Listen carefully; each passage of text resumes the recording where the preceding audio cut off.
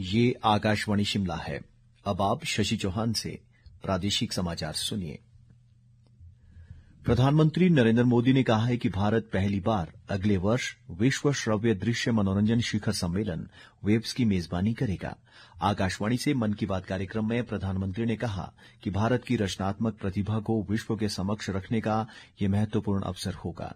Media और मनोरंजन उद्योग की प्रमुख हस्तियों के साथ पूरे विश्व की रचनात्मक प्रतिभाएं इस अवसर पर भारत में एकत्र होंगी। प्रधानमंत्री ने कहा कि ये शिखर सम्मेलन भारत को वैश्विक कंटेंट क्रिएशन केंद्र बनाने की दिशा में महत्वपूर्ण कदम साबित होगा।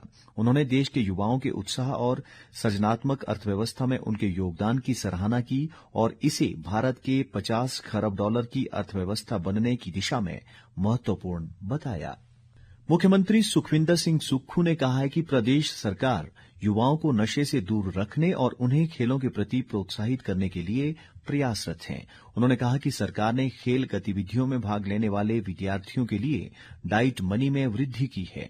मुख्यमंत्री ने कहा कि Rajiv Gandhi day boarding school शिक्षण संस्थानों के मानकों में उल्लेखनीय सुधार लाएंगे और ग्रामीण क्षेत्र के विद्यार्थियों में जीवन की चुनौतियों का प्रभावी ढंग से सामना करने का आत्मविश्वास पैदा करेंगे।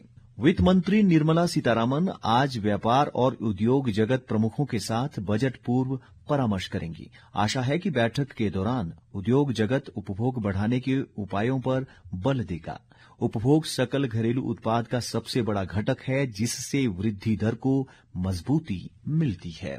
किसान संगठनों द्वारा आज शंभू व खनौरी बॉर्डर पर किसान महापंचायत की जा रही है और पंजाब बंद का ऐलान भी किया गया है। इसके मद्देनजर हिमाचल पथ परिवहन निगम द्वारा पंजाब बॉर्डर पर निरीक्षक तैनात किए गए हैं, जो बसों के पंजाब में परिचालन पर नजर रखेंगे। निगम के प्रबंध निदेशक ने यात्रियों से पंजाब की यात्रा करने से पहले नजदीकी बस अड्डे से पंजाब जाने वाली बसों के बारे में जानकारी प्राप्त करने की अपील की है। उन्होंने कहा कि इसके अलावा पथ परिवहन निगम की सभी बस सेवाएं सामान्य तौर पर जारी रहेंगी। शिमला जिला में रोहडू उपमंडल के तहत दलगांव में भूंडा महायज्ञ 2 जनवरी से 5 जनवरी तक आयोजित किया जा रहा है।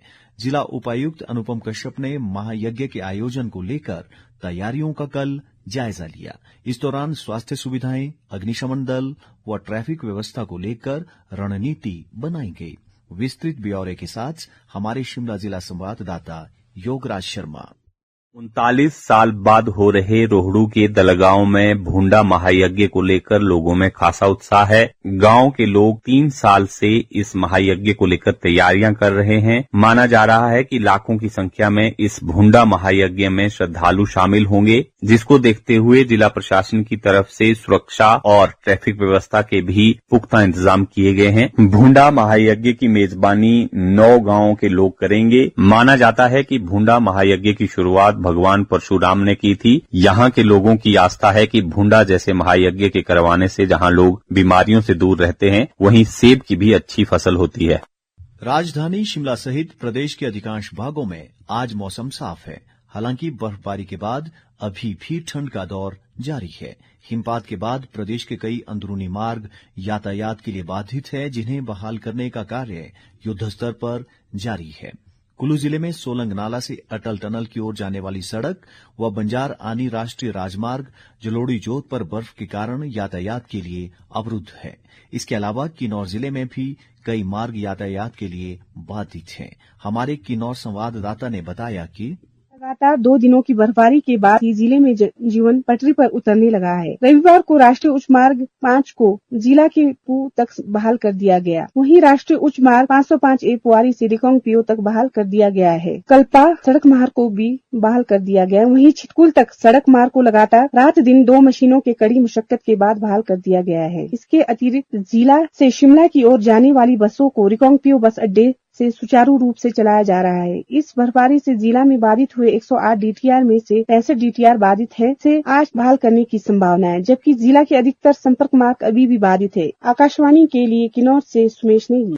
इसके अलावा बर्फबारी के चलते चंबा जिले में 60 सड़क मार्ग अवरुद्ध हैं, जबकि 118 बिजली के ट्रांसफार्मर बंद हैं। इस बीच मौसम विभाग ने आगामी 2 दिनों में मौसम साफ रहने का अनुमान लगाया है।